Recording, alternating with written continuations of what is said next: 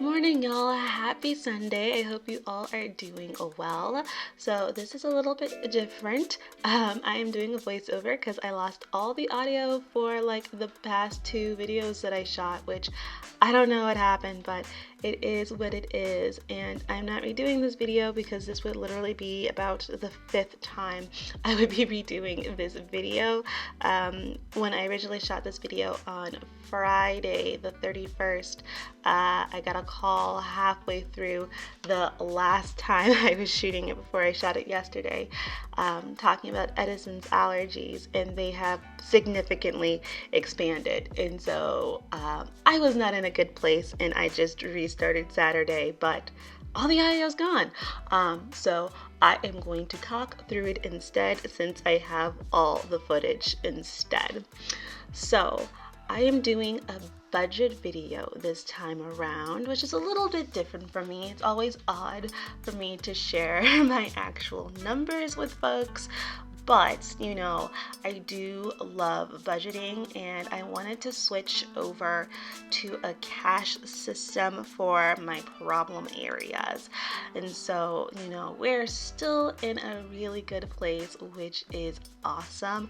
However, we do have some pretty big financial goals coming up, and I want to make sure that I am set because your girl loves to shop. I'm sure a lot of you guys are in the same boat.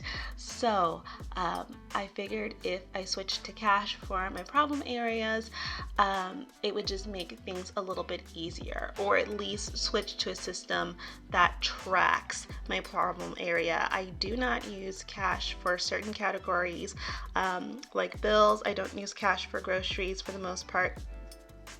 As you guys know, I am a huge fan of Instacart. I'm a huge fan of Walmart. I'm a huge fan of grocery shopping online, and I really do feel like that's the best way to save money because you don't get distracted by everything else in the grocery store, as you guys will see in another video that I have coming up. So I'm a huge fan of grocery shopping online. So I still use a card for that, but I do track that in this beautiful Kate Spade agenda. I have this back in my collection, you guys. I am so freaking excited about it. I had this about 2 to 3 years ago, but I ended up selling it because it was black, and I'm not really a black leather type person. And I regretted it almost instantly because this really is kind of like the perfect wallet banking system. I don't take this out the house, but it really is the perfect zip up planner. And even though I didn't really use it before, I missed it so much. And so I found this one on Poshmark for an unbelievable deal. She was really just trying to clean out her closet, and I ended up getting this beautiful planner for a really, really great deal. And y'all, I am still super excited about it. I'll leave her closet down below, but she's really good at negotiating prices and whatnot. So yeah, definitely go check her out. But yeah, without much further ado, let's go ahead and jump into our February budget and how I do my cash envelope system. Okay, so I'm going to try to go through this part as quickly as I can because the raw footage for this is super long for some unknown reason.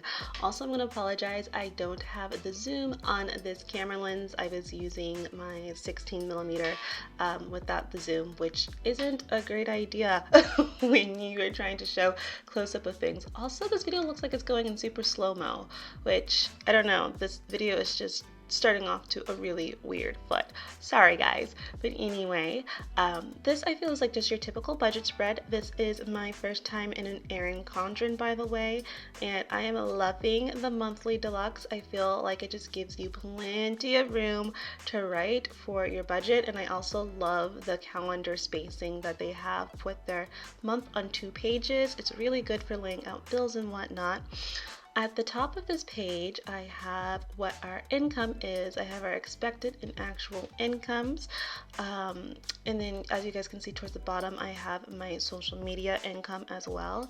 What I do, since I only pay myself once a month, I only write what I'm expecting, not expecting, but what I know it's going to come in for that month. So if I have a project that's guaranteed to be paid before the 14th, I will write that down, and then I know that I'm at least putting that much to myself on payroll. As you can see, our expected and actual budgets are pretty much on par, so that is awesome. Also, you'll notice I have a couple of things that are highlighted. So the things that are highlighted in pink are expenses that were technically from the month prior. So they're not really counting towards this one.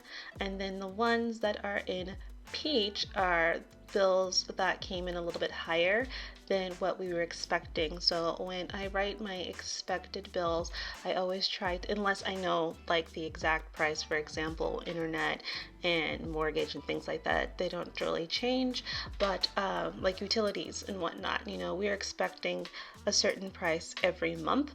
And so if I'll go ahead and guesstimate like, $5-10 higher than what that's supposed to be, and if that comes back higher, then I know that there's some sort of anomaly there. So like with our Richland utilities, as you see, we guesstimated $345 because that's how it's generally been. It's generally been actually around $330, and then it came back $475. And so it's just like, okay, what happened there? But yeah, that's what those highlighted marks are. Then we have our flex expenses, and this is where I really track our money that's coming in, and this is where the cash envelopes are being used in that Kate Spade agenda. Besides the blue apron, that's a nice little treat for us, though I'm not sure if we'll be actually getting around to it this month because we are going to be gone. But the categories that I like to track are beauty, date night, random, and that's just in case something pops up. The mall and the weekend, those are actually the same ones. I just wrote them down twice. I don't know why. That's why there's the little X off to the right. A lunch out, beer run, online fast food, and Grove Co. for our household cleaning supplies, because sometimes I can go a little crazy and I have a huge stockpile, so I don't need to be buying much more. And then the top 5 are actually going to, well, all of them are going to go into the Kate Spade, but the top 5 are actually going to get cash. Down below is where I have the breakdown of what's going to go into the cash envelope, and then I have my sinking fund. So pretty much the total that's left over after everything that's in the flux, that gets moved over to our account for sinking funds, and that is what's funding, well, as you guys can see down there, our sinking funds. Okay, so here's a look inside of this beautiful planner. It's coming out a little bit more pink on camera, but it's just like a beautiful dusty rose in person.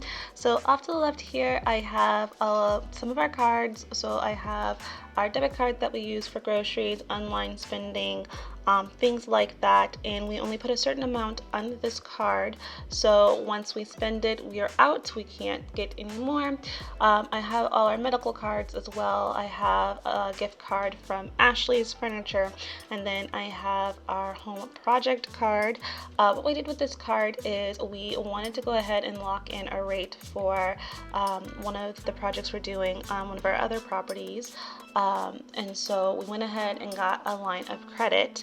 We got a line of credit more than we knew what we needed, which I don't generally suggest. However, we do have a sinking fund done and ready for that project. So now that the final cost is actually coming in, now that all the parts are finally done, we're going to pay that all off at once. But for now, we're making small payments on it since there is no interest, and then now that we've got the price, we can pay it off and not use the card anymore.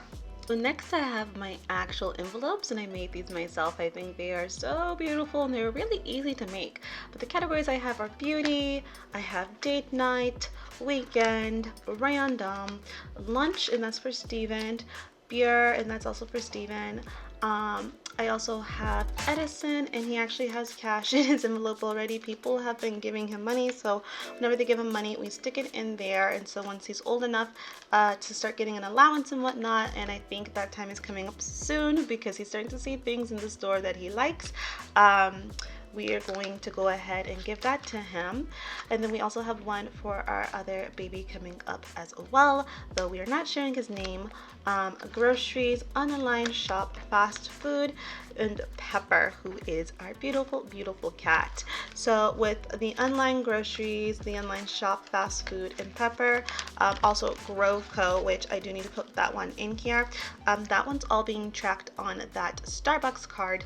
So yeah, I have deposit slips for those in there, and I can show you guys that in like a different video if you'd like.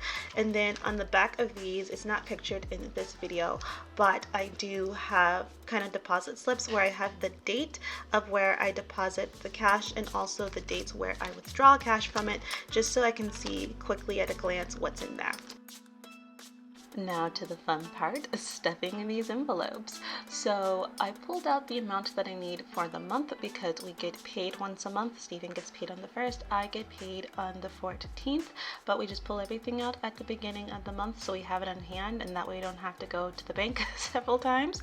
And then what we do is weekly we'll pull from these envelopes and put it into our wallets, and so that way we can just pull out what we need and only have what we need on hand, and everything else is stored away.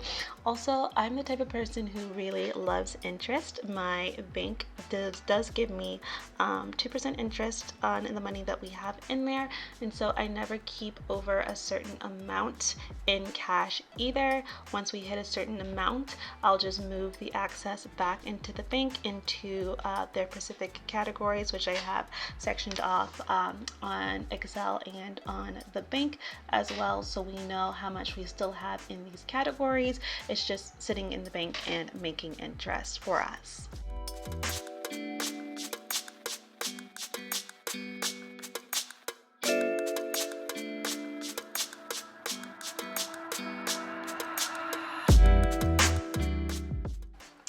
Okay, now that my money is all sorted out and I have all $650 here for us to use for our flex spending for the month, I am going to go stuff my first category, which is beauty, and I am putting 200 in there. I do get facials done at Ulta. If you are local, definitely go check out Lindsay. She's absolutely amazing. And that's about $90 plus tip a month. And then I also get my eyelashes done. However, I'm not getting my eyelashes done this month, but I do want to save for next month since I'm getting a full set. So I'm putting 200 in there. So the next category we have is a date night, and we only go out maybe once a month. We are definitely going out this month though. Like I said, we are going to be traveling, so and we're not taking Edison with us. It's our first time being away from Edison for so long. So I'm putting 150 in this category, and this is just probably going to go with us when we travel as well, and we add it to our travel expenses.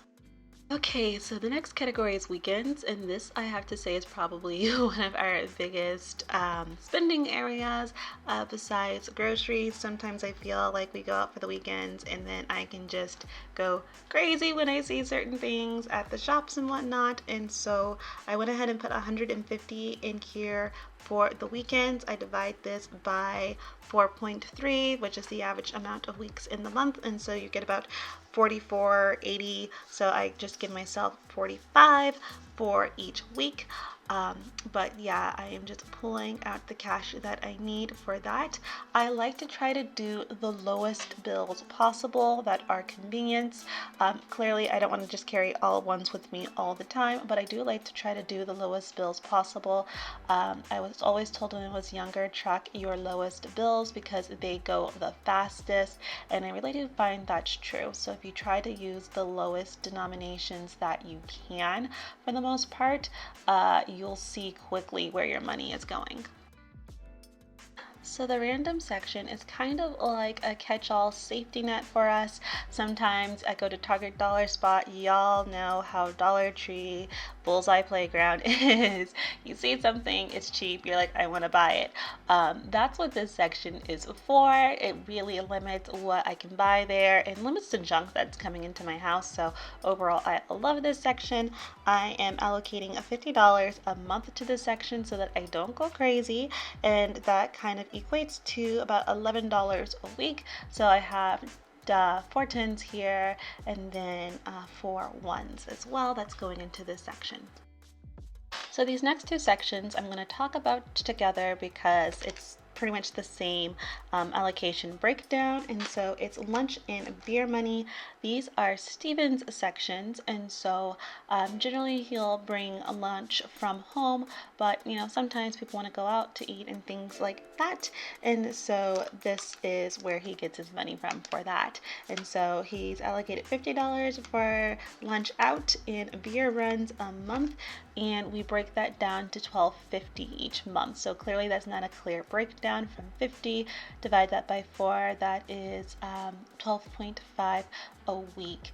And so what I do is I go ahead and put 48 into each of the envelopes, and then if I can get $2 bills, I'll put the rest for his breakdown in $2 bills. If not, I'll go ahead and add an extra $4, I think it's $4, I can't remember off the top of my head right now, to each section as well. And then each week what I'll do is I'll alternate, so I'll give him like 13 for 1 week out of lunch, and then 12 from beer, and the next week I'll give him 13 from beer and 12 for lunch, and that way the dollar amounts that he has, he can break that extra dollar and get his 50 cents for each of the categories that he has.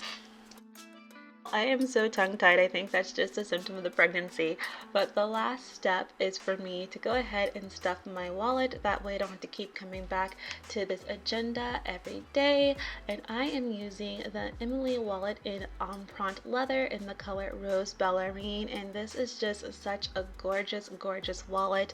Of course, any wallet will do you, but I love using this one. I love that it has like slip pockets inside of it, so I can go ahead and kind of put my category cards in there, and then it also has a zipper where I can store coins, and that zipper is wipeable, that pocket is wipeable, because coins are so dirty. Like, I absolutely love it. So we're going to go ahead and get to stuffing these categories. So the first thing I'm doing is actually moving our cash envelope card into our wallet. I know we're going out. We might want to get some food while we're out, and that's where all our fast food money is allocated in, as well as our grocery shop money. And I hate grocery shopping in the stores because you get so distracted, but with all of Edison's new allergies, I really need to figure out what new products we are going to buy, and I don't want to get a situation where I'm using money that's not allocated for groceries, so I just want to make sure I have the card with us. So next I'm dipping into my beauty envelope and pulling out a 20.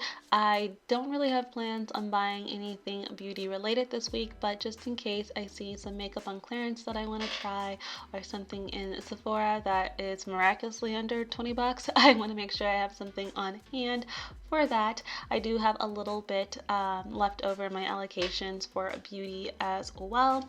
And then these are the cards that I'm talking about that I made. I have all of my cash envelope sections in here as well, so I'm just going to slip the 20 into beauty.